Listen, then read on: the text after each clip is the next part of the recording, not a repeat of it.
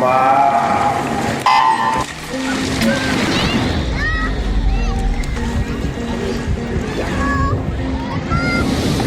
La Fédération française de natation présente Entre les lignes, le podcast qui vous plonge dans les coulisses de la natation et de ses acteurs, entretiens, reportages pour en savoir plus sur les dessous des 5 disciplines olympiques, parcours, anecdotes, tranches de vie sont au programme de votre nouveau rendez-vous.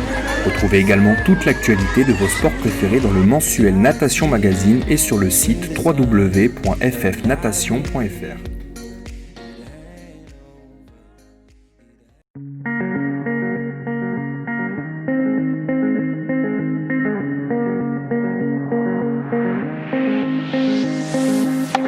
Pour ce 9e épisode d'Entre les lignes, la rédaction de Natation Magazine s'est entretenue avec le double médaillé olympique du 100 mètres brasse et champion d'Europe du relais 4 x 100 mètres 4 nages en 2010, Hugues Dubosc.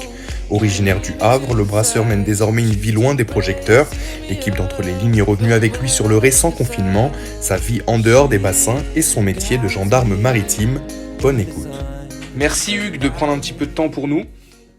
Pas de souci. Super, donc pour ceux qui ne te connaissent pas, Hugues Dubosc, t'as été un nageur, une figure de proue un peu de l'équipe de France.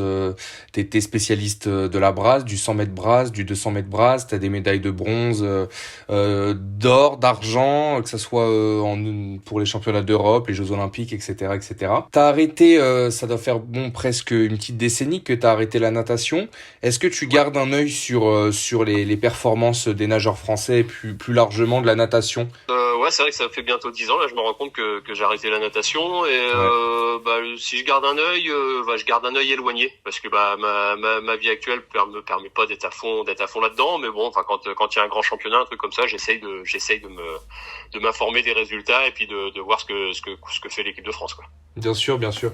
Qu'est-ce que tu fais maintenant? Qu'est-ce que tu deviens professionnellement? Moi, j'ai fait ma reconversion dans la gendarmerie maritime. D'accord. Donc, je suis en gendarmerie maritime au Havre, dans la sûreté, surveillance du port du Havre. Donc voilà, c'était mon souhait d'être plongeur. La plupart du temps, je suis sous l'eau en train d'inspecter les coques des navires et puis de faire quelques missions subaquatiques. Donc ça, c'est le gros de ma reconversion, quoi. D'accord. J'imagine que c'est un plaisir pour toi d'être proche de l'eau. Même si c'est plus, t'es plus forcément dans la natation, mais d'être dans ce milieu-là, et puis d'être au Havre, vu que t'es originaire du Havre, tu te sens bien dans cette nouvelle vie? Qui n'est plus forcément nouvelle, vraiment épanoui. Enfin, c'est vrai que l'eau, ça a toujours été mon élément. Enfin, c'est mon élément. J'étais dans l'eau chlorée avant, maintenant je suis dans l'eau salée.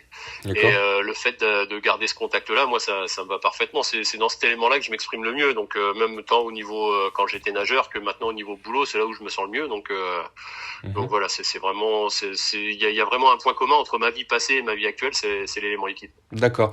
Et t'avais pour ambition d'embrasser ce métier-là.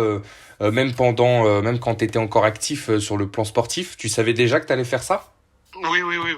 J'ai signé un contrat avec la gendarmerie en 2007, les contrats de sportifs de haut niveau qui étaient réservés aux sportifs de haut niveau à l'époque, qui permettaient d'avoir un statut parce que quand on est plus étudiant, quand on n'est plus, on n'est pas professionnel non plus, on se cherche un peu. Donc là, c'est vrai que la gendarmerie nationale m'avait permis d'avoir un statut. J'avais mis un pied dans l'institution, et en ayant un pied dans l'institution, j'ai découvert la gendarmerie maritime et notamment le métier de plongeur. Et je me suis, direct, ça a fait tilt dans ma tête. J'ai su que c'est ce que je voulais faire suite à ma carrière. Et ça m'a enlevé un poids parce que après nager, souvent on se pose la question, mais qu'est-ce que je peux faire? Et là, moi, c'était tracé, c'est ce que je souhaitais faire. Bien sûr, ok. Pour une question un peu plus au niveau d'ordre d'actualité, comment t'as vécu ce confinement? C'est une question qu'on pose un peu à tout le monde, mais toi au Havre, raconte-nous un petit peu. Comment ça s'est passé? Moi au Havre, j'étais en famille avec confiné comme un peu tout le monde. Quand je devais aller travailler, j'allais travailler parce que le télétravail dans mon métier n'est pas possible. Bien sûr. Donc mais sinon j'étais confiné comme tout le monde à profiter du temps passé en famille où on était vraiment dans la petite sphère familiale de la maison, quoi. D'accord. T'en as peut-être profité pour faire un peu de sport. Est-ce que tu continues à t'entretenir un peu, à faire du sport, à nager? Bon, confinement impossible, mais tu nages un peu, tu fais du sport? J'essaye, oui, je continue un petit peu le sport, mais c'est vraiment pour la forme. Hein. Quand je dis que je vais nager, je vais plutôt barboter plutôt parce que Ouais, ça dépasse rarement les 2 kilomètres parce que au bout de ce moment-là, de toute façon, il est temps de retourner. C'est sur le temps du midi que j'y vais en général. d'accord. J'y vais aller 1 ou 2 fois la semaine grand max dans mes périodes fast. Donc c'est dire si j'ai levé le pied. Mais ça permet de garder la santé et puis d'être en forme pour tenir pour porter le matos de plongée qui est vraiment très lourd quoi. Bien sûr. On a interviewé Yannick Agnel récemment et qui nous disait que parfois les jeunes nageurs le contactaient aimeraient bien, enfin juste pour échanger avec lui, parfois avoir des conseils, etc. Est-ce que toi, depuis que t'as arrêté, tu parles avec des nageurs de l'équipe de France? Est-ce que certains te demandent conseil ou pas forcément conseil, mais échangent avec toi sur ton expérience, ton lourd bagage sur la scène internationale, est-ce que les nageurs viennent vers toi? Non, les nageurs de l'équipe de France, non. Ouais, Après, je suis dans le team Normandie, donc c'est la région Normandie qui a mis en place un team Normandie avec des jeunes, potentiels sélectionnés olympiques, même certains sélectionnés olympiques, tout ça. Et puis ça se crée, il y a des échanges qui se mettent en place. Et bon, à cause du Covid, il n'y a pas pu y avoir les réunions de prévues, mais c'est justement dans cette optique-là que je suis rentré dans ce team-là. Après, je discute un peu avec des fois les nageurs de mon club parce que je suis toujours quand même resté dans mon club au club nautique mhm, Havrais. ouais, J'ai pris quelques petites responsabilités dans le club et puis tous les ans j'essaye d'aller tous les ans même je fais des interclubs avec eux donc je suis au sein de l'équipe avec eux et puis voilà ça permet de garder un petit lien avec les jeunes du club quoi. ouais, bien sûr, bien sûr. T'as pas voulu embrasser le métier d'entraîneur, ça t'est passé par la tête à un moment peut-être? Ça m'est passé par la tête le métier d'entraîneur, je sais pas. Enfin, en tout cas, j'ai assuré le coup en passant mon Bézanne au niveau quand j'ai eu l'opportunité. D'accord. Mais non, moi je voulais écrire un autre livre, quoi, une autre page, autre chose. Donc c'est pour ça que j'ai vraiment fait complètement différent, tout en gardant quand même un petit point commun qu'est l'eau. Mais non, je me vois pas trop entraîneur. Enfin, entraîneur de haut niveau, ça c'est sûr que non, parce que ça demande. J'arrive à le ressentir, mais j'arrive pas à transmettre les exercices, les trucs comme ça. Ça, je m'en suis rendu compte. J'y arrive pas. Donc voilà, j'ai Hmm. pas la pédagogie, j'ai pas tout ça. Mais après, peut-être à apprendre à nager, on verra. Mais c'est pas pour l'instant. Non, j'ai vraiment voulu avoir une autre vie, quoi. D'accord, d'accord. Est-ce que les JO de Tokyo ont été reportés? 2020. Voilà, ouais, ont été reportés. Est-ce que tu portes un regard sur les performances qu'ont fait les nageurs français? Est-ce que t'as un espoir de médaille pour l'équipe de France? Voilà, je vais passer pour un mauvais élève. Non, je regarde ça vraiment de très très loin. Je crois il y a pas les championnats de France là au mois de décembre. Si, si, à Saint-Raphaël, Si, oui, c'est quand même, 10 au j'ai 13. quand même cette information-là, donc ça, oui, Ouais. je regarderai un peu, mais c'est vrai que je suis assez éloigné de tout ça, des bassins, Hmm, donc je suis pas au fait de ce qui se passe, parce que la vie fait que les journées font que 24 heures et entre le bien boulot, sûr. la famille et tout ça, voilà, je jette un coup d'œil quand je tombe dessus, mais de là à être au zénith de l'information, j'en suis loin. Bien sûr. Est-ce que justement cette vie, est-ce que t'as subi, je sais pas, quand on est sportif de haut niveau, j'imagine que on a une dose d'adrénaline qui peut être addictive et retomber à une vie quotidienne, on va dire plus lambda, ça peut être apaisant, ça peut apporter de la sérénité, mais peut-être qu'aussi ça peut apporter de l'ennui. Toi, comment tu l'as vécu Oh, ce oh, retour à la terre ferme entre guillemets? oh, ouais, c'était un peu un souhait aussi de revenir entre guillemets à la vie normale, hein, Mhm. parce que c'est vrai que la vie de sportif de haut niveau, c'est extraordinaire au sens où on est tout le temps en déplacement, enfin très souvent en déplacement à travers le monde, tout ça, on est tout le temps en train de bouger, c'est super enrichissant, mais c'est vrai qu'à côté de ça, dès que j'ai raccroché le maillot, je me suis senti un peu fou, ça fait du bien là, je vais me poser un peu, je vais me centrer un peu sur d'autres priorités et qui étaient la famille, le boulot. Et après au niveau boulot, Moi, j'ai la chance, c'est que je rencontre quand même pas mal de monde quand je vais contrôler les navires de commerce, et je rencontre des personnes de toute la planète lors des contrôles. Donc ça permet de casser un peu cette routine et de garder cette ouverture sur le monde aussi. Ouais, là, dans ma vie maintenant, enfin la vie de famille, donc je suis marié, j'ai deux garçons de 9 ans et 6 ans et demi. D'accord. Donc ça c'est sport quoi, ça demande beaucoup d'énergie et beaucoup de temps, parce que eux aussi commencent à faire leurs activités, donc notamment le grand qui ils ont tous appris à nager, mais il y a le grand qui accroche pas mal à nager quoi, il aime bien ça. D'accord.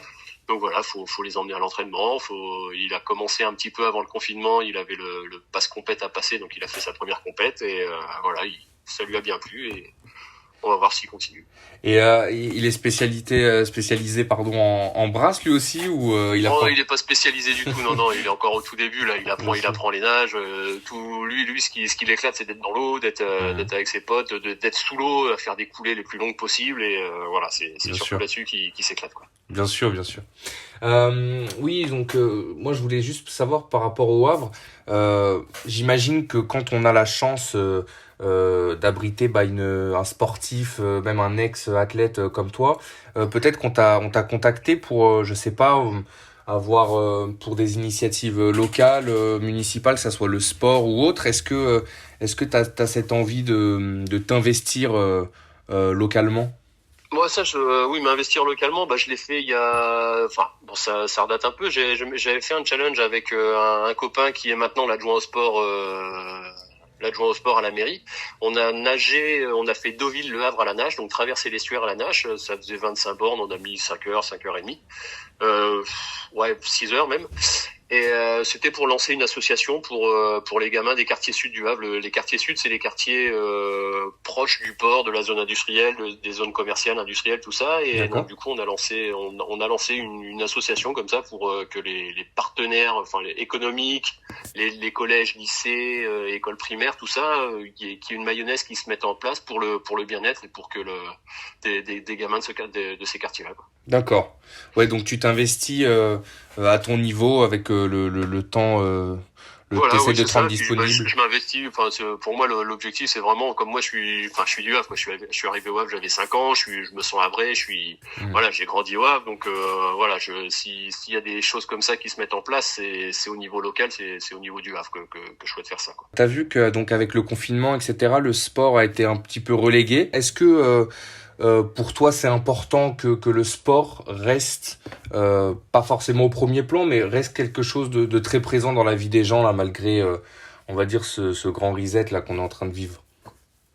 Pour moi, le sport, oui, c'est important. Rien que dans la construction, je vois, mes enfants, notamment mon grand là, qui avait 3 séances par semaine, ça le structurait, ça lui permettait de dégager toute son énergie dans la natation. Après, ce qui fait que par la suite, les devoirs, ça coulait plus facilement, la vie était plus douce. Donc tout le monde a besoin d'un exutoire, et c'est vrai que c'est dans le sport, c'est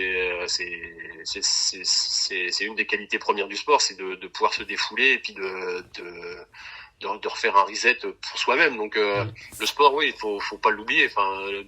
On voyait beaucoup de monde courir pendant le premier confinement parce que c'était la seule chose qu'ils avaient le droit de faire, et donc faut profiter de ce truc-là pour que ça reprenne. Mais voilà, je pense que les gens ils doivent reprendre les habitudes qu'ils avaient avant, c'est-à-dire à se remettre à faire du sport, quoi. Bien sûr, pour toi c'est important. Ah oui, pour moi c'est primordial. Pour moi le sport est primordial. Ça permet d'enlever toute cette énergie, ce stress qu'on pourrait dire négatif, à l'évacuer pour pouvoir repartir plus sereinement. Bien sûr. Parfait, Hugues. Est-ce que tu aurais un dernier mot à rajouter? Non. Peu importe. C'est la question à laquelle je réponds toujours non. Ouais, bien sûr. J'ai besoin d'une petite chute, mais je pense qu'on va garder celle-ci. Elle est bien aussi. D'accord. Elle est bien aussi. Super, Hugues. Merci en tout cas pour ta disponibilité. Et si ce sujet vous a plu, consultez le catalogue des épisodes d'Entre les lignes sur YouTube et SoundCloud, ainsi que l'ensemble des publications de Natation Magazine sur le site www.calameo.fr.